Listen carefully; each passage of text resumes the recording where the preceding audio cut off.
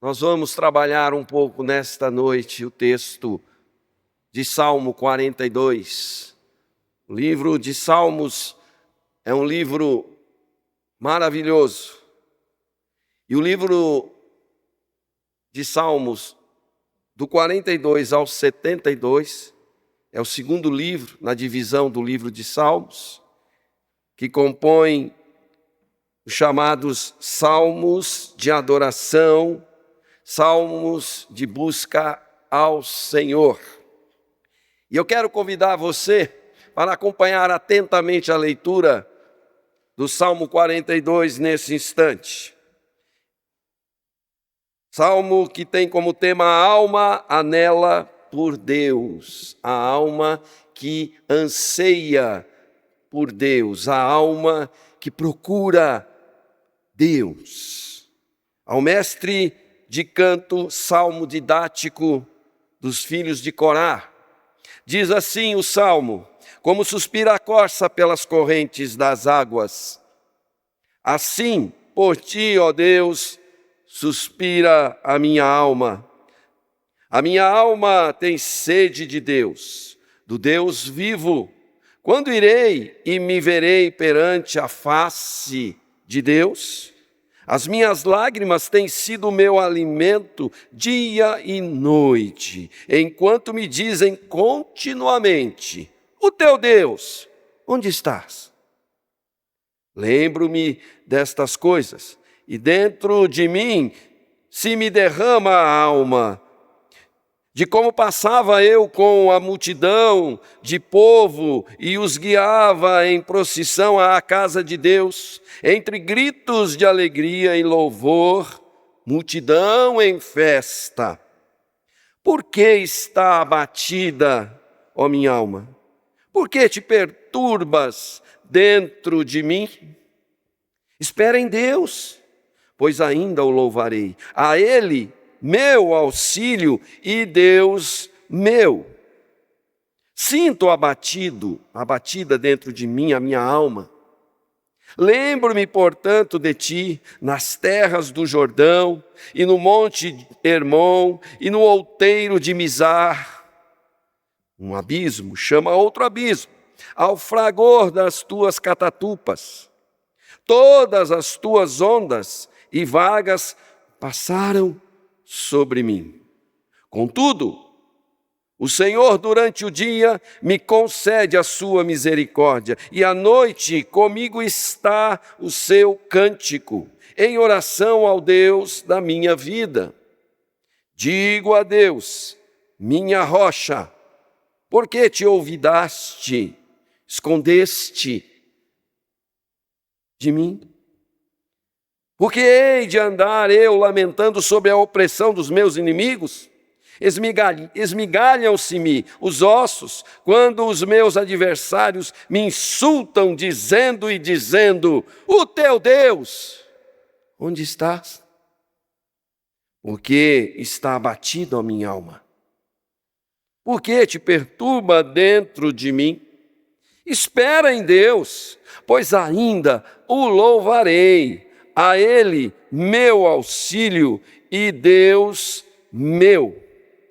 Que o Senhor abençoe a leitura da sua palavra, meus queridos, e traga a sua mensagem ao nosso coração nesta noite. Vamos orar mais uma vez. Pai do céu, Pai querido, nossa alma, de fato, anseia por Ti. Nós carecemos do Senhor. E por muitas vezes nos encontramos distantes de Ti, na nossa correria do dia a dia, nos nossos afazeres. Nós nos esquecemos de olhar para Ti, de olhar para a Tua mão graciosa sobre a nossa vida, nos guiando, nos protegendo, nos orientando. Mas que triste é, ó Pai, saber que quando não podemos ir à Tua casa, não podemos ir à Tua presença, o nosso coração se entristece. Graças ao Senhor e à Tua misericórdia e à Sua graça, Aqui no nosso país, no Brasil, ainda podemos, Senhor Deus, com liberdade te cultuar, até mesmo na tua casa. Mas muitas vezes o teu povo oprimido que foi no passado, não pôde, não teve a oportunidade, estava longe, distante da tua casa, como neste salmo, onde o salmista descreve o desejo profundo do seu coração de estar na tua presença, de estar na tua casa. Por isso, ó Pai, nós te pedimos, fala conosco nesta noite e nos anima a professar a nossa fé, nos anima a adorá-lo, aonde estivermos, como estivermos, sempre adorando ao Senhor. Fala conosco nesta noite, oramos em nome de Jesus. Amém.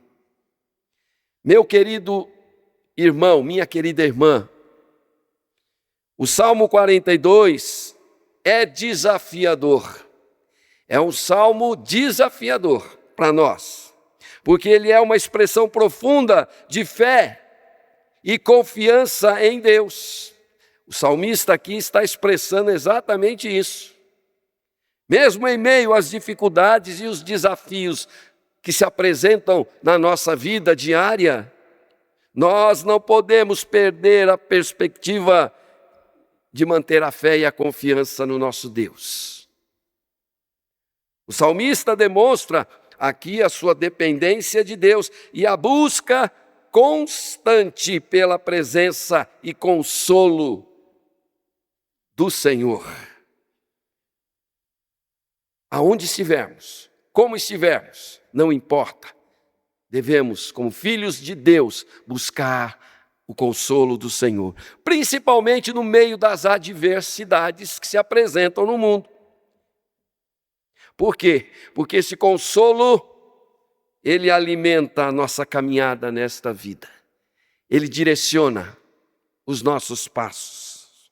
Este salmo pode ter sido escrito, como diz o tema, pelos coristas, ou talvez pelos levitas, ou até mesmo por Davi, num momento de exílio filisteu. Sim, porque o povo de Israel, por várias vezes, passou por exílios, inclusive contra os filisteus. E impedidos foram de estar na presença do Senhor, no Santo dos Santos, no santuário da casa de Deus. Em muitos manuscritos hebraicos, o Salmo 42, juntamente com o Salmo 43, eles são praticamente um único salmo, porque eles dois trabalham a questão da lamentação. Se a gente continuar lendo o Salmo 43, você vai ver os desejos pelo santuário que o salmista expressa. A vontade de estar na presença do Pai, na casa dele, e está impedido de fazê-lo. Este Salmo 42, ele é um modelo para nós, cristãos, de como devemos aprender com as lamentações da vida. E o que fazer com elas. De fato, o salmista aqui não está preocupado com o contexto, mas ele está preocupado com o fato de não poder adorar a Deus. Olha que interessante isso, querido.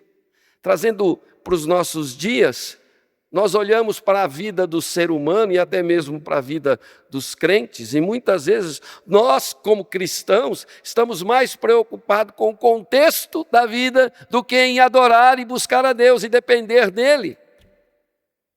É difícil, né, depender de Deus. É difícil esperar a vontade de Deus. É difícil entender o que Ele tem para nós. Sim, é difícil, mas não é impossível. O que cabe a nós é ter paciência.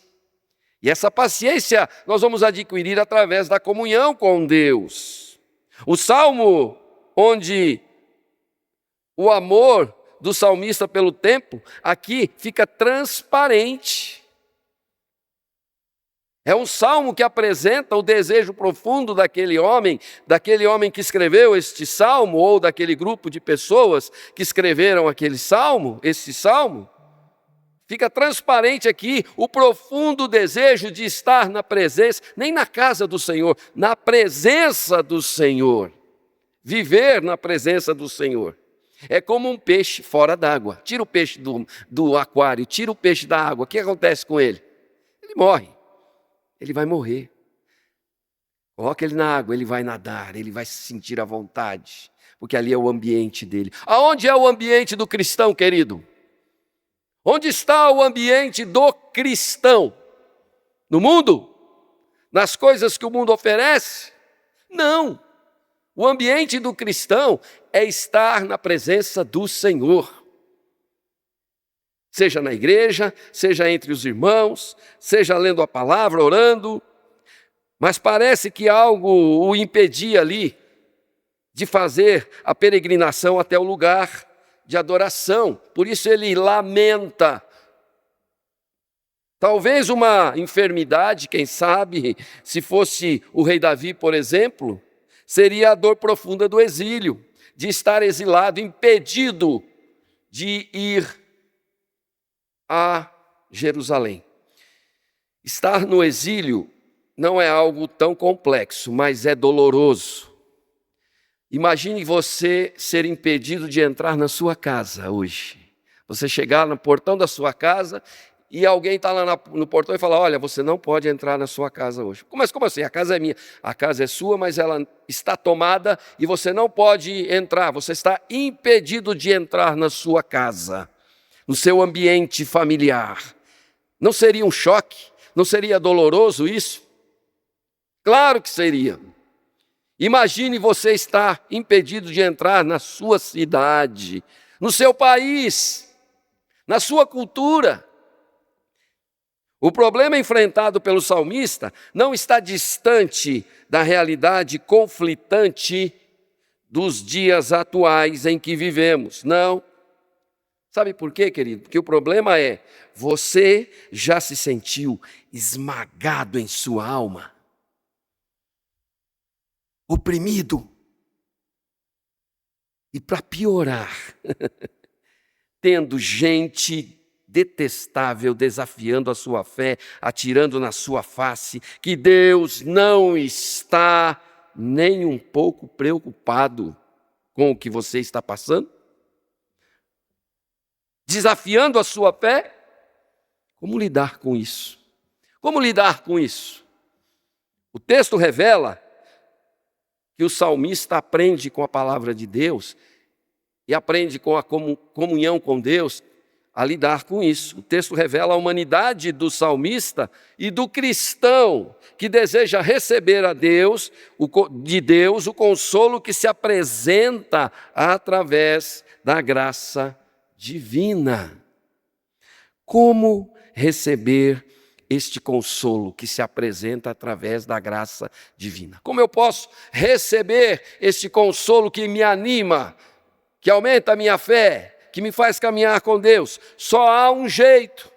A Bíblia só apresenta um jeito de buscar este consolo: comunhão com Deus. Comunhão com Deus. Esse é o nosso tema desta noite. Comunhão com Deus. Como ter comunhão com Deus? Para isto, para ter comunhão com Deus, precisamos observar aqui neste texto como o salmista apresenta Deus. Ele apresenta o Deus verdadeiro. Ele apresenta também o homem perdido que precisa de Deus. E apresenta também o que Deus faz com este homem perdido. Como ele é resgatado e para a comunhão, para ter comunhão com Deus. Observe, primeiro, o salmista diz: quem é Deus? Na perspectiva daquele que o serve. Olha o verso 2, o que ele diz? A minha alma tem sede de Deus, do Deus vivo. Do Deus vivo. Quando irei e me verei perante a face de Deus? É o Deus vivo. Quem é esse Deus? É o Deus vivo, em contraste com os ídolos mortos, que não falam, que não ouvem, que não têm sentimento. Deus está vivo. Na perspectiva do salmista, comunhão com Deus é sede de relacionar-se com um Deus vivo e que interage conosco. Primeira coisa. Como é que eu posso ter comunhão com Deus? Eu tenho que ter sede de relacionar-se com Deus. Você já passou por sede? Buscou água aqui, buscou água ali, não tinha água para beber, não acha água para beber. E aquela sede imensa, a garganta começa a ficar seca, a boca fica seca e você fica desesperado procurando água. O ser humano não vive sem água, assim como o cristão não vive sem a comunhão com Deus. Mas muitas vezes a gente age de maneira abrupta e passa o dia com sede, sem perceber. Passa o dia sem buscar a palavra de Deus, sem ter comunhão com Ele.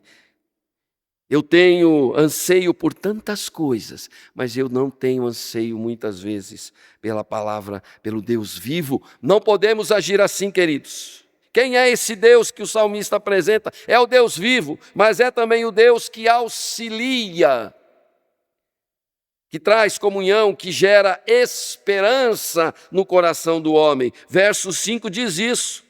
Por que estás abatida, ó minha alma? Por que te perturbas dentro de mim? Espera em Deus, pois ainda o louvarei. A Ele, meu auxílio e Deus meu. Esperança é o que o Deus vivo é. Ele é esperança. Ele é um Deus pessoal e íntimo também. Autor, doador e preservador da vida. O salmista descreve isso aqui no verso 8 do Salmo, quando ele diz: contudo, o Senhor durante o dia me concede a sua misericórdia, e à noite comigo está o seu cântico, uma oração ao Deus da minha vida. Comunhão que gera relacionamento íntimo com Deus. Eu só posso ter comunhão com Deus quando eu vivo com Ele, quando eu ando com Ele, quando eu durmo com Ele, quando eu tomo banho com Ele, quando eu como com Ele, quando eu estudo com Ele, quando eu trabalho com Ele, quando eu caminho pelas ruas com Ele. É assim que se tem comunhão com Deus. É assim que Jesus ensinou os seus discípulos a levarem as boas novas de comunhão com Deus. Esse é o Deus que o salmista está apresentando aqui. Um Deus pessoal e íntimo. Um Deus também que é misericordioso. Verso 8 que eu acabei de ler diz isso. Comunhão que gera esperança. Um Deus que é rocha, que é fortaleza para a minha vida, que edifica a minha vida. Comunhão que gera confiança. Verso 9, digo a Deus, a minha rocha. Por que te olvidaste, escondeste de mim, olvidaste, esconder? Por que hei de andar eu lamentando sob a opressão dos meus inimigos? Se eu tenho o Senhor como meu esteio, eu não vou temer os meus inimigos. O salmista lança aqui um desafio de confiança a todos que estão lendo e ouvindo este texto. Esse é o Deus apresentado pelo salmista aqui, pelo qual podemos e devemos ter comunhão com Ele. Um Deus apresentado que tem um valor inigualável e que nós precisamos dele. Ele não precisa de nós, mas nós precisamos dele, desse Deus valoroso nas nossas vidas. Por isso o salmista começa descrevendo este Deus maravilhoso, grandioso. E este Deus maravilhoso, grandioso, ele contrasta com a pessoa do homem pecador e caído aqui no texto. Em segundo lugar, nós precisamos observar quem é o homem que se revela no salmo aqui, o homem perdido, o homem caído, o homem que é atrevido, o homem que esnoba a Deus e aos outros. Verso 3, nós encontramos isso: não almeja e nem enxerga Deus, está cego pelo pecado, não compreende os desígnios do Senhor e vive insultando os cristãos. Olha o que diz o verso 3: as minhas lágrimas têm sido o meu alimento, dia e noite, enquanto me dizem, os homens maus dizem continuamente: o teu Deus, onde está? Cadê o seu Deus? Você não confia nele? Afrontados, todos os dias nós somos, em todos os momentos da nossa vida. Mas como reagimos a esse afronto? Como reagimos? É o inimigo que está ali nos afrontando. O inimigo, o adversário dos fiéis. Verso 10 fala disso. Esmigalham-se-me os ossos quando os meus adversários, olha aí, me insultam, dizendo, o teu Deus, onde está? Cadê esse Deus que você fala tanto, que guarda, que cuida, que ampara? Onde está esse Deus agora? Alguns anos atrás, um MC famoso aí, nem me lembro o nome dele, morreu. E o pai dele, em público, falou exatamente isso.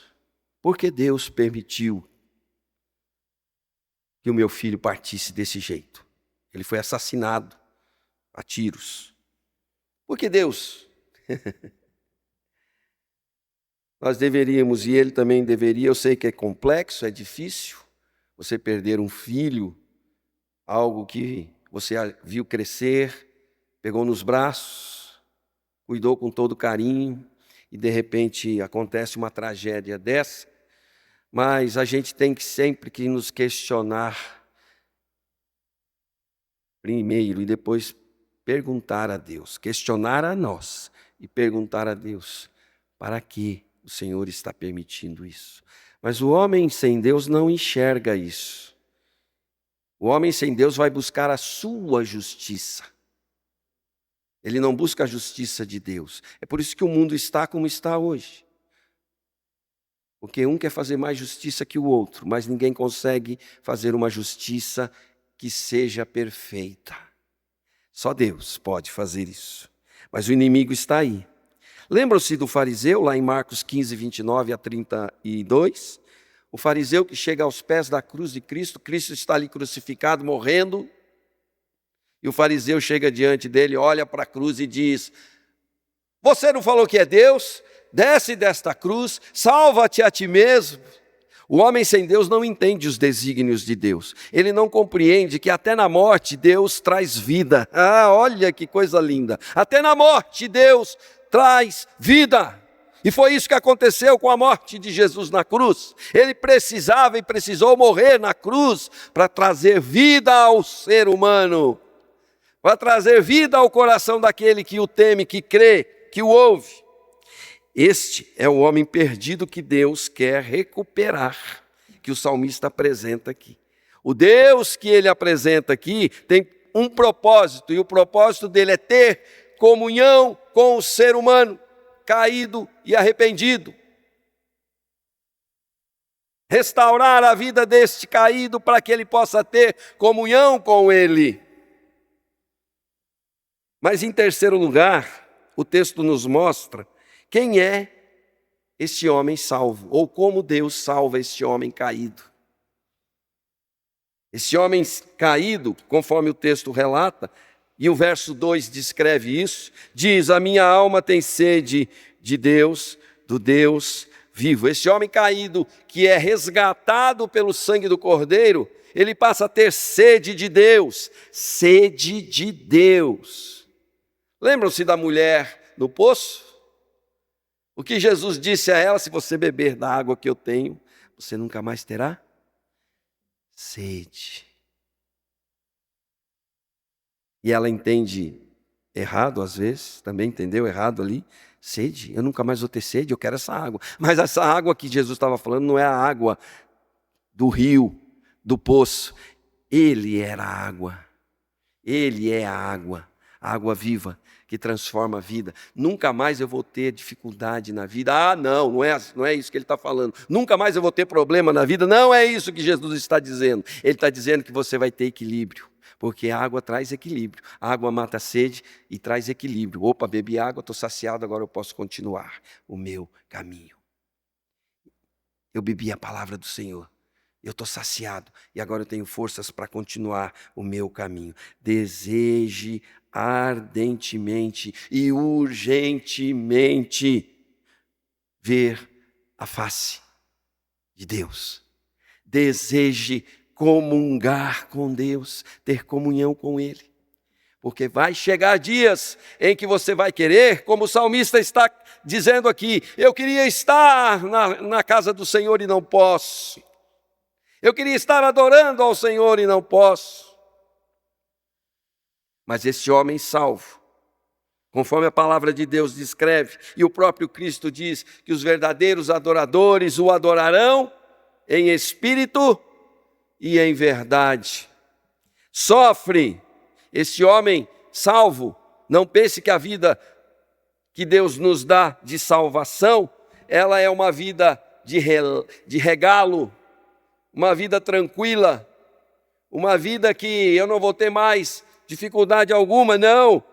O homem salvo, como diz o verso 3, as minhas lágrimas têm sido o meu alimento de dia e de noite, enquanto me dizem continuamente, o teu Deus onde está? Ele sofre amargamente, enquanto é ridicularizado e desafiado quanto à sua fé. Mas olha que interessante o que o salmista fala aqui, mas usa este sofrimento a seu favor.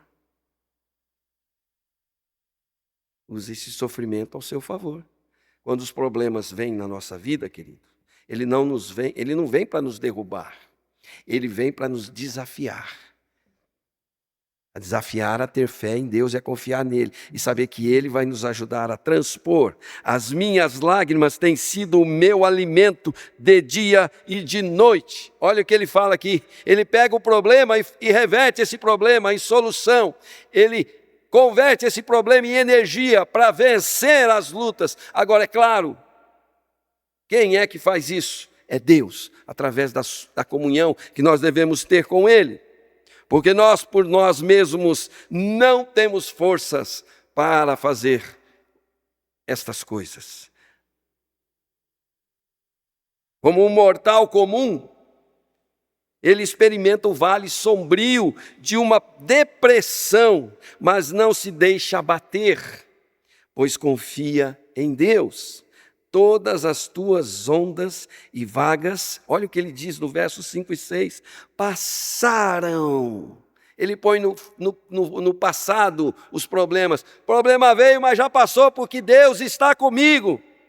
Passaram sobre mim, olha o que ele diz aí no verso 5, porque está abatido a minha alma, porque te perturbas dentro em mim, espera em Deus, pois ainda louvarei a Ele o meu auxílio, Deus meu. Sinto abatido dentro de mim a minha alma, lembro-me, portanto, de ti nas terras do Jordão, e no monte de Hermon, e no outeiro de Mizar. Um abismo chama outro abismo, ao fragor das suas catatupas, mas as tuas ondas e vagas passaram sobre mim. Passaram. Lembre-se disso.